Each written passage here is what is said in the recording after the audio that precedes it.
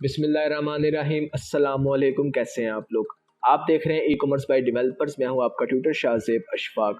Last lecture के अंदर हमने बात की थी कि कौन कौन से ऐसे काम हैं जो हम करते हैं प्रोडक्ट हंटिंग करने के बाद। ठीक है, अगर अभी तक आपने वो लेक्चर नहीं देखा तो आप जाकर पहले उस लेक्चर को देख लें। ऊपर आई बटन में आपको उसका लिंक मिल जाएगा। इसके अलावा अगर आप हमारा कोर्स स्टार्ट से देखना चाहते हैं तो आपको हमारे channel e commerce by developers की प्लेलिस्ट में पूरा का पूरा course Amazon virtual assistant course के नाम से मिल जाएगा। आप उसको स्टार्ट से देख सकते हैं। इस कोर्स के अलावा हमारे और भी कोर्सेज हैं, आप उनको भी ज्वाइन कर सकते हैं। तो चलते हैं हमारे आज के लेक्चर की तरफ। लेक्चर नंबर 16 है हमारा अमेजोन वर्चुअल असिस्टेंट कोर्स के ऊपर। आज के लेक्चर में हम पढ़ने वाले हैं product sourcing for private label business. Private label के अंदर हम प्रोडक्ट सोर्सिंग किस तरह से करते हैं। तो जो चीज़ें आज हम पढ़ेंगे उनमें पहली चीज़ होगी कि सोर्सिंग से पहले हमने कौन कौन से काम करने होते हैं। ठीक है, उसके बाद हम देखेंगे कि हम प्रोडक्ट की सोर्सिंग प्राइवेट लेबल में किस तरह से करते हैं। देन हम देखेंगे कि सप्लायर जिसको हमने सेलेक्ट करना है, जिससे हमने सामान खरीदना है, उसका क्राइटेरिया क्या होगा। प्रोडक्ट सोर्सिंग का मतलब होता है सामान खरीदना। आपने सेलर अकाउंट तैयार कर लिया, जो आपका पहला काम था प्राइवेट लेबल के अंदर। अगर आपको वो लेक्चर याद हो जिसमें हमने बात की थी task performance in private label, उसमें जो हमारा पहला काम था वो था सेलर अकाउंट क्रिएशन का। दूसरा काम है हमारा हंटिंग का। तीसरा काम है हमारा सोर्सिंग का। तो अब हम सोर्सिंग पे आ गए हैं। हमने दुकान भी डाल ली है अमेजोन के ऊपर, हमने प्रोडक्ट ढूंढ भी लिया है कि हमने कौन सी चीज़ बेचनी है। अब हमने उस चीज़ को खरीदना है और उसको अरेंज करना है। तो वो होता है प्रोडक्ट सोर्सिंग, जिसके अंदर हम चीज़ों को खरीदते हैं और उसको अरेंज करना होता है हमने। ठीक है, तो सोर्सिंग से पहले हमने जो काम करने हैं उनमें पहला काम होता है कि आपने प्रोडक्ट का पेटेंट चेक करना है। जिस तरह मैंने आपको लास्ट लेक्चर में बताया था कि हमेशा कोई भी प्रोडक्ट हंट करने के फ़ौरन बाद आपने उसका पेटेंट चेक करवाना है कि वो प्रोडक्ट किसी और ने अपने नाम रजिस्टर तो नहीं करवाई हुई, उस प्रोडक्ट का डिज़ाइन, उसका कलर, उसका साइज़ किसी और के नाम रजिस्टर्ड तो नहीं है। अगर रजिस्टर्ड ना हो तो आप उसको इजीली लॉन्च कर सकते हैं, अगर रजिस्टर्ड हो तो आपको किसी और प्रोडक्ट की तरफ मूव करना पड़ता है। ठीक है, दूसरा काम आपने करना है कि आपने, अगर आपका प्रोडक्ट रजिस्टर्ड नहीं है किसी के नाम भी, तो आपने फिर उस प्रोडक्ट के अंदर अपना एक मेन कॉम्पिटिटर सेलेक्ट करना होता है जिसके साथ आपने कंपटीशन करना है। कॉम्पिटिटर सेलेक्ट करने के बाद आपने क्या करना है, आपने अपने कॉम्पिटिटर के नेगेटिव रिव्यूज़ को चेक करना है। अब नेगेटिव रिव्यूज़ कौन से होते हैं, आपके प्रोडक्ट में भी कुछ ना कुछ खामियां होंगी, कुछ ना कुछ खूबियां होंगी। तो जो जिन लोगों को आपकी प्रोडक्ट पसंद आएगी वो आपकी प्रोडक्ट पे हमेशा पॉजिटिव रिव्यू करेंगे, उसकी तारीफ करेंगे। जिन लोगों को आपकी प्रोडक्ट में खामी मिलेगी वो आपकी प्रोडक्ट के रिगार्डिंग नेगेटिव रिव्यू करेंगे, उसकी बुराई करेंगे। ठीक है, दो किस्म के रिव्यूज़ होते हैं अमेजोन के ऊपर, एक होता है पॉजिटिव रिव्यू, एक होता है नेगेटिव रिव्यू।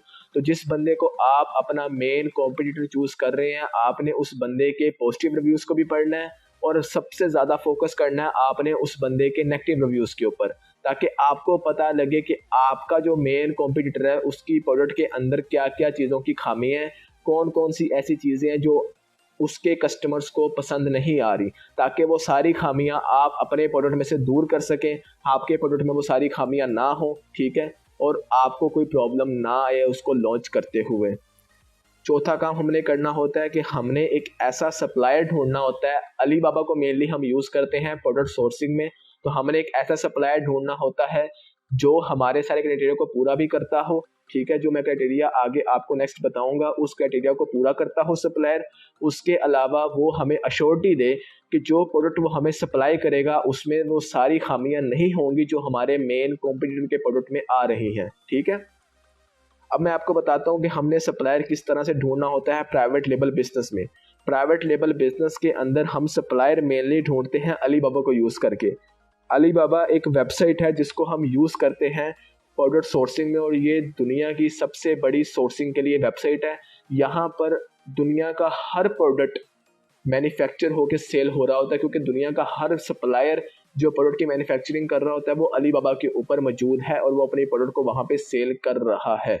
आप भी अली बाबा के थ्रू हज़ारों की क्वांटिटी में प्रोडक्ट खरीद सकते हैं प्राइवेट लेबल के अंदर और उसको अमेजोन के ऊपर स्टॉक करके उसको सेल आउट कर सकते हैं। तो अली बाबा वो सबसे बड़ा प्लेटफॉर्म है जिसको हम यूज़ करते हैं अमेजोन के अंदर प्रोडक्ट सोर्सिंग के दौरान। ठीक है, अब आपने जिस भी सप्लायर को चूज़ करना है उसका क्राइटेरिया क्या होगा। किस क्राइटेरिया को फॉलो करते हुए आपने किसी भी सप्लायर को चूज करना है। पहला क्राइटेरिया जो होता है किसी भी सप्लायर का वो ये है कि आपका सप्लायर अलीबाबा के थ्रू वेरीफाइड हो, ठीक है, और उसको कम से कम 3 साल हो चुके हों अलीबाबा के ऊपर मौजूद। हमने किसी भी नए नवेले बंदे से चीज़ नहीं खरीदनी, हमने ऐसे बंदे से चीज़ खरीदनी है जो अलीबाबा के ऊपर वेरीफाइड हो और उसको कम से कम 3 साल हो चुके हों अलीबाबा के ऊपर काम करते हुए। दूसरा, वो बंदा ट्रेड अश्योरेंस एक्सेप्ट करता हो। अब आपको नहीं पता होगा कि ट्रेड अश्योरेंस क्या होता है। ट्रेड अश्योरेंस एक पेमेंट का मेथड होता है जिसके अंदर जिस बंदे ने आपसे पेमेंट रिसीव करनी है वो आपको अपने बैंक अकाउंट का एक लिंक जनरेट करके देता है, ठीक है। वो लिंक आपको सेंड करता है। अगर आप क्लाइंट हैं, अगर आप एज अ वर्चुअल असिस्टेंट काम कर रहे हैं तो वो लिंक आपके क्लाइंट के पास जाएगा। आपका क्लाइंट उस लिंक को ओपन करेगा तो वो डायरेक्ट पेमेंट वाले पेज पे आ जाएगा, वहाँ पे आके उसने उसकी पेमेंट करनी है और डन करना है। तो सेफेस्ट मेथड जो होता है पेमेंट का वो ट्रेड अश्योरेंस होता है, या फिर आप पेपाल को यूज़ कर सकते हैं पेमेंट के लिए। तो इन दोनों तरीकों के अलावा आपने कोई भी तीसरा तरीका यूज़ नहीं करना किसी किस्म की पेमेंट के लिए, ठीक है, क्योंकि उसमें आपको नहीं पता कब आपके साथ धोखा हो जाए।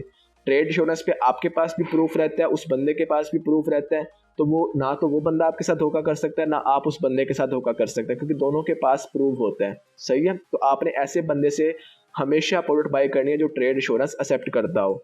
उसके बाद उसका पास गोल्ड का बैच होना ज़रूरी है। गोल्ड का बैच वेरीफाइड सप्लायर को मिलता है अलीबाबा की तरफ से। तो जिस बंदे के पास गोल्ड बैच हो आपने उसी को प्रेफर करना है प्रोडक्ट खरीदने के लिए।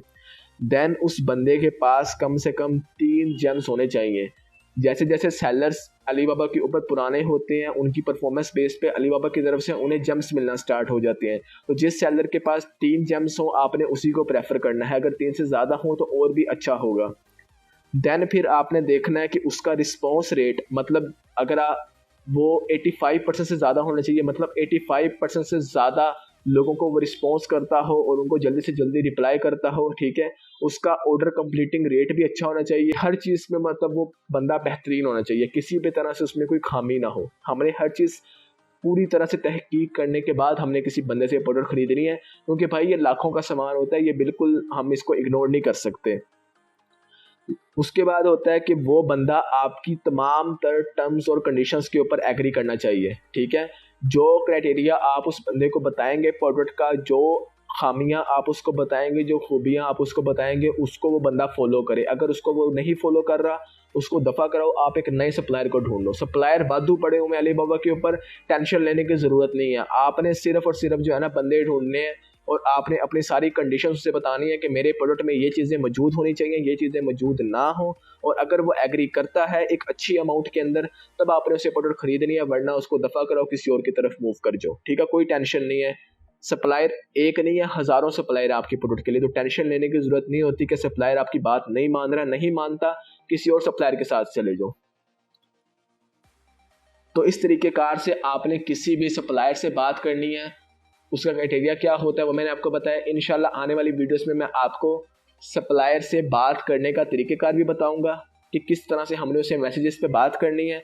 दूसरी चीज़ मैं आपको ये भी बताऊंगा कि आपने अलीबाबा को किस तरह से ओपन करना है, किस तरह से आपने उसको यूज़ करना है सप्लायर ढूंढने के लिए, ठीक है। तो आने वाली वीडियोस के लिए आप बिल्कुल मतलब इंतज़ार में रहें, तैयार रहें। इंशाल्लाह जैसे वो वीडियोस अपलोड होती हैं आप लोगों को पता लग जाएगा कि किस तरह से हम लोग सोर्सिंग करते हैं। तो उसके लिए आप चैनल को सब्सक्राइब कर दें और बेल आइकन को दबा दें ताकि आपको आने वाली सारी की सारी वीडियोस की अपडेट्स मिल जाएं। और जब भी हम कोई नई वीडियो अपलोड करें या कोई नया कोर्स अपलोड करें तो आप लोगों के पास उसका नोटिफिकेशन सबसे पहले आ जाए। अगर कोई भी आपके माइंड में क्वेश्चन है आज के लेक्चर के रिगार्डिंग या प्रीवियस लेक्चर्स के रिगार्डिंग, आपके माइंड में कोई क्वेश्चन चल रहा है तो आप मुझसे कमेंट सेक्शन में पूछ सकते हैं। मैं इंशाल्लाह जैसे आपका कमेंट देखूंगा मैं आपको फ़ौरन से रिप्लाई कर दूंगा। अगर आप मुझसे कॉन्टैक्ट करना चाहते हैं तो आप मुझसे फेसबुक के ऊपर या फिर आप मुझसे इंस्टाग्राम के ऊपर कॉन्टैक्ट कर सकते हैं। जैसे मैं आपका वहाँ पर मैसेज देखूंगा मैं आपको ज़रूर रिप्लाई करूँगा। हमारी तमाम तर सोशल मीडिया प्रोफाइल्स की जो डिटेल्स हैं वो आपको डिस्क्रिप्शन में मिल जाएंगी, आप वहाँ से जाकर उनको फॉलो कर सकते हैं। तो इंशाल्लाह आपसे नेक्स्ट वीडियो में मुलाकात होती है, तब तक के लिए आप अपना ख्याल रखिएगा। अल्लाह हाफिज़।